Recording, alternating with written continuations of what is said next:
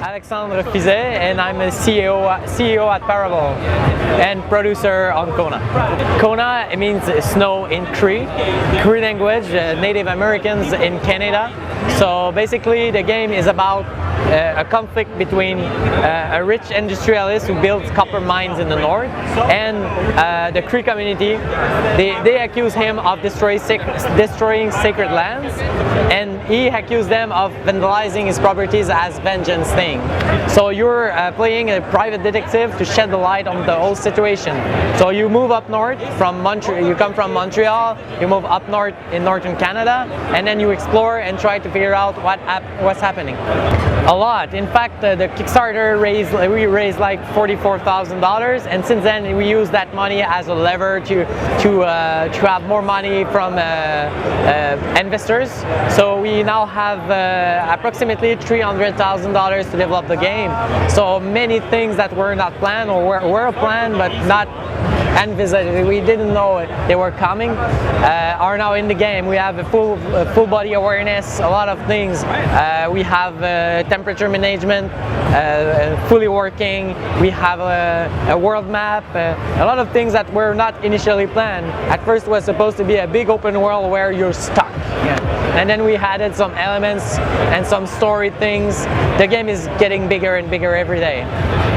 Yes, there's this whole mystery of why, as the night falls into the game, it becomes more and more dangerous. There's a bit of more pressure that is increasingly there, and like the wolves, they become dangerous, but you can deal with them many ways. So if you find, for example, in a safe somewhere a flare gun, you can use that to scare them. The light will only scare them.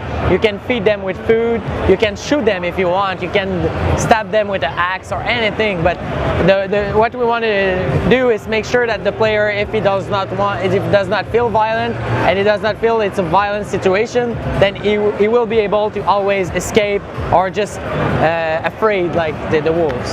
Yes, the journal is a book that the character writes a lot of notes in it. So if you go into a house that is not meant to be in the main story, you might find that some people escape. So if you find those kind of things that suggest they escape, for example, the coal are still warm into the house, you have a booth outside that is just there, you take those evidence together and then you realize that people really escaped, and you realize how they escaped. And when you connect the dots together, you realize that they escaped from something, and this is all part of the mystery, the global mystery. And just connecting those dots, those optional dots, make you realize things that even if they are not mandatory, you have more information than a player who does not like explore. Yeah, it's quite simple. The map is open to you. You can visit the things, the houses in the order you want, and you have to ask yourself the questions, the simple questions like, where is my client? This is the first question. This leads you to find him. He is obviously somewhere. So you have to find those kind of things. There are many things that suggest where he is, but they are spread across the world. So yes, you have to find that thing, but the way you find it is up to you. So you can explore a house and then you find out, for example, a driver license that tells you that the manager of the store is at an address. You go to that address and then you find out that he has a contract where he sold his store to your client, so you have the address of the client. So now that you have the address, you say, maybe he's at home. So you know where it is, but it's really far away, and then you ask yourself a lot of questions, but everything from there leads to the same point. So yeah, you have many ways, but it's still the same story. Right now we had a really deep integration with DK2, with our old version of the game, pre-alpha, where we were with Unity 4 engine. Now we just switched to Unity 5, and we're waiting for like a more recent development kit from Oculus, but it's still like we develop the game with full VR thinking. There's no like 2D stuff on the screen.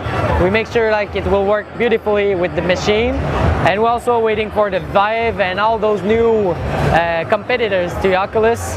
It's really a good thing. Like it's really interesting to be in there and having this game that is focused on VR, but still work on the screen, center screen. So right now we are developing the game with VR in mind, but we're still waiting for the final kit.